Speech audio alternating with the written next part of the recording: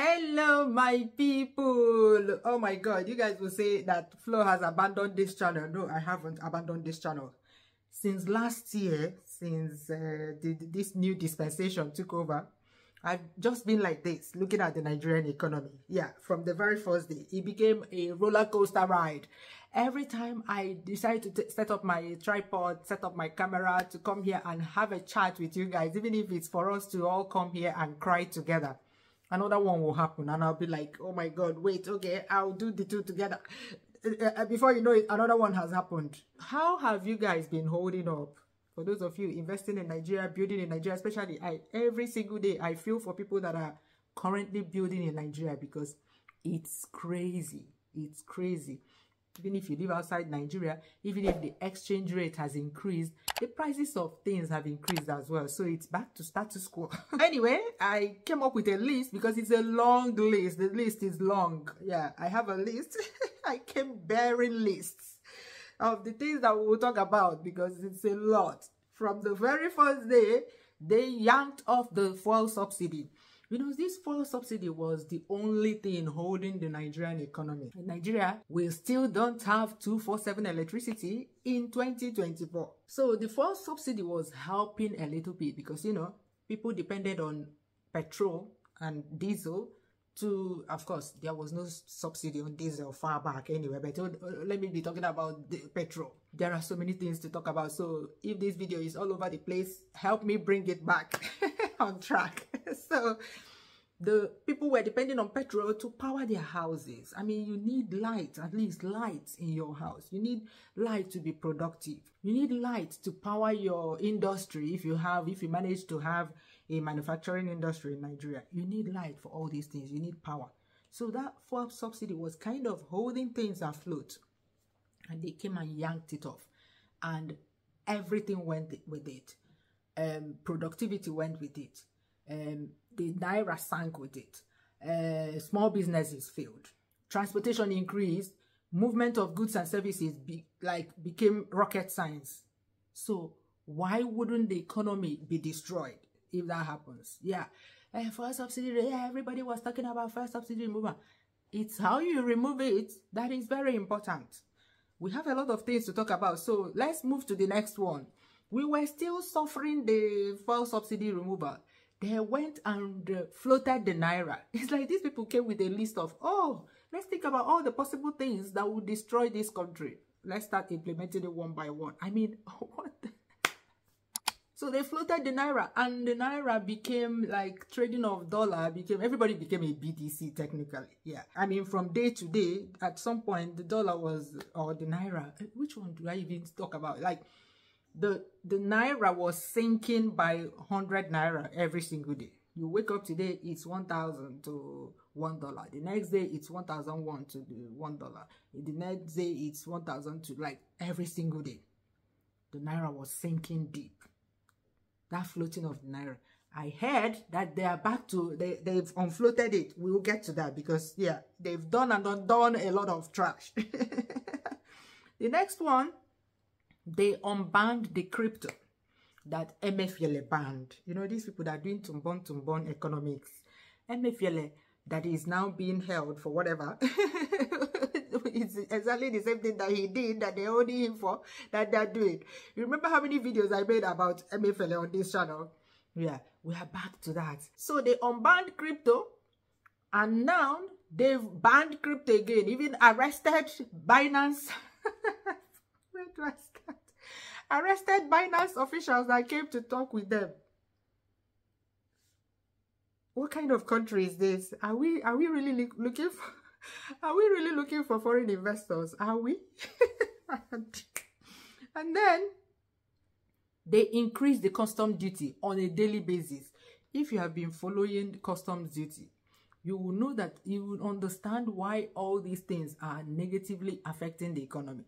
Okay, we don't have any backup before you remove the subsidy. You haven't turned the country into a food production. You know, we have a lot of fertile land. We haven't turned this country into a food production country. You know, we're supposed to have so much food that we will eat and still have excess to export so that we can earn money. That money that we earn, the foreign currency we earn, is what will help keep our economy like strong, keep our country strong, keep the naira strong. But you haven't done all these background, all this foundational work, and you're worsening the economy. So we're not producing anything. We literally import everything that we use in the country, including seedlings. Yeah, we import everything, including feed for chicken. So for those that are wondering the relationship between the dollar and the cost of eggs in the market, here you go. You import feeds, or at least you import grains that you use to make the feed that the chicken eats before they can lay eggs. You see the link? If you know all these links, you won't be asking such questions. So everything, literally everything is imported into this country. And then what the customs officials are doing is every single day, they bring out a new exchange rate. So that means that when you import goods at so rates for duty, by the time the goods arrive in Nigeria, you'll be paying like double. You buy a 20-year-old car abroad, you import it into Nigeria, you'll be paying millions for the duty of a rickety old car, a car that had an accident somewhere in the world. Just make it make sense. It's only recently that Peter Obi wrote something about it, and they said that they have changed it, kind of changed it, that the exchange rate on the day the Form M was raised is the rate that they'll use to calculate your duty when the goods eventually arrive. Are they implementing it? Who knows? We don't know. These people, they write a lot of things and post on social media so that we'll say that they're working, but when you get to the point where you need that service, you find out that it's not working. It's just talk. Bala blue. Another one, they arrested BDC operators. You remember when they were doing the raid? This was like 2 weeks ago. They were doing the raid in Abuja, going to arrest BDC operators. Is there any country that does not have BDC? Meanwhile, these are the people that charge them. How many millions do they charge BDCs to get a license? Okay, you charge them to get a license to do business, and you give them dollars. And now you're going back to arrest them, saying that they are the people that are making the dollar become stronger against the naira, making the naira sink. Make that make sense. BDC operators are in every country. Regulate them well so that they will not be doing round tripping. You will not. It's to go and arrest them. Remember when they banned Aboki FX, Emevele banned AbokiFX.com. Aboki FX, that was just giving us online rates of the naira in the black market. They went and banned Aboki FX and blamed Aboki FX for the woes of the naira. These people don't know what they're doing. They will blame every single person, even blame Binance. Even blame Binance. Just a platform where people can buy and sell. Make it make sense. Like, I've cried, I've laughed, I've given up. Because it doesn't make sense. Even somebody that doesn't know anything about finance can teach these people their jobs. What are these people? What are they exactly doing there, Miko? And now, they've released the BDC guys and they've given them dollars. What kind of confusion is this? They've started giving them dollars again. So why did you arrest them in the first place? And now you're giving them dollars again. Okay, come. After arresting you, beat you. Okay, take that thing that I said that you're misusing or misappropriating. How do I say it? You gave it to them again to go out on the streets and continue destroying the naira, since you said that they're destroying the naira. I do not understand. Another one, this is the one that affects those that live outside Nigeria that are sending money.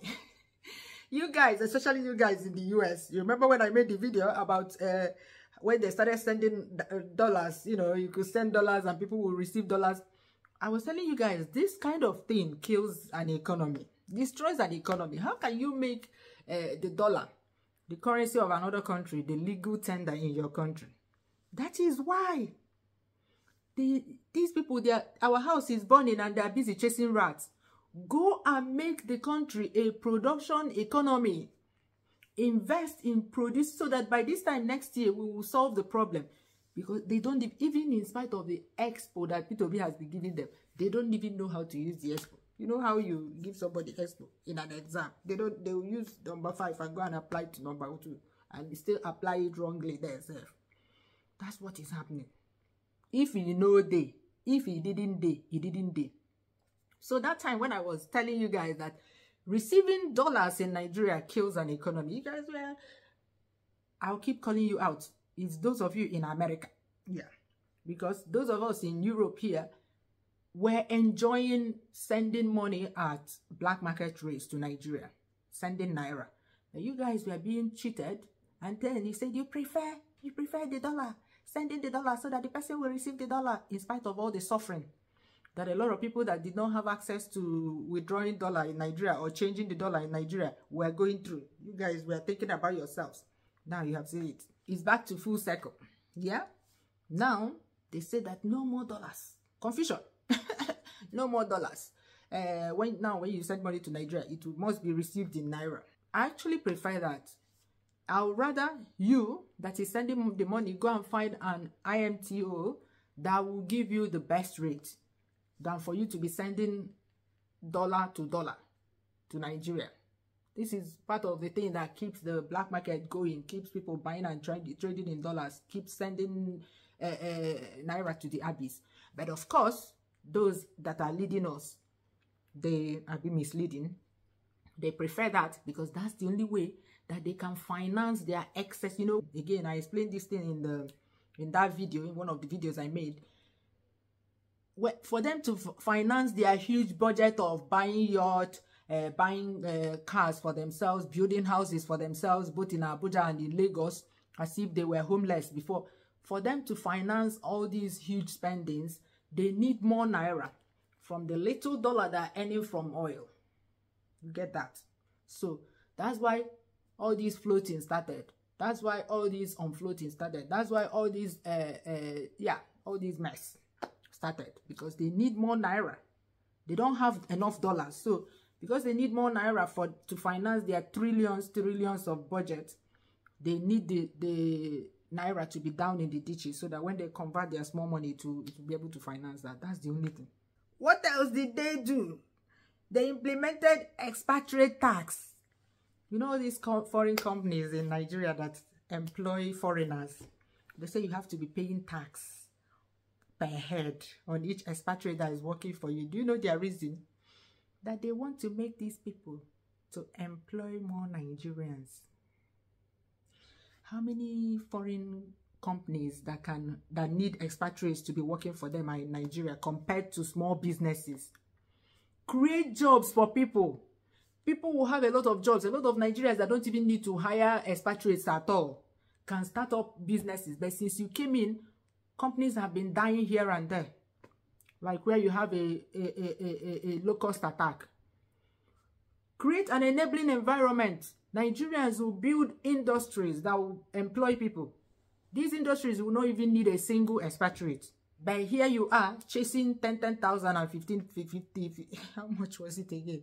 10,000 and $15,000 per head. How many expatriates are working in that capacity in Nigeria? They reach 1 million. Are they up to 1 million? How many positions are in those companies? But you're missing the huge opportunity of creating jobs for Nigerians by embarking on an agricultural revolution. From there, you have manufacturing revolution. There will be so many jobs. People will be picking and choosing. But here you are chasing less than 500,000 expatriates that are working in Nigeria. And how is that supposed to make more companies come into Nigeria? Because if you create an enabling environment, even more companies, foreign companies will come into Nigeria, establish an office in Nigeria, and hire more people. But the ones that are there, you want to tax them to death. I know that this amount of money is actually nothing to these big companies, but it's shameful to read. And we heard Kepu that they've started paying subsidy again. That it was as early as last year itself that they started paying subsidy again in trillions. Paying subsidy to who exactly? Okay, you yanked off subsidy. The cost of fuel jumped up to 600 Naira per liter. It's still there. People, at some point, people were buying 1,000. I heard there was a time there was fuel scarcity and people were even buying 1,000. So what subsidy are you paying for? To whom? If we are buying fuel at the removed subsidy, That's why I say this one is kepu, because I haven't seen proof. They are not talking to us. We don't know what they're doing. The citizens don't know what's going on. Nothing. Another one. Yeah, I've mentioned this one before in passing when P2B talked to them about the custom duties, because P2B is a trader now. He's an importer. He knows how these things work. When he advised them, gave them another expo. How many expos has he given them? Steal it, run with it, do it. You don't know how to use what you stole. Relinquish it now. So they announced it all over social media that they now, but I don't have a single trust in these people to do the right thing. Not a single, like, what if they tell me good morning, I look outside to make sure it's actually morning. So I don't, all that document flying around that they change the way that the duty is calculated, I don't believe it one bit. No trust, not a single trust.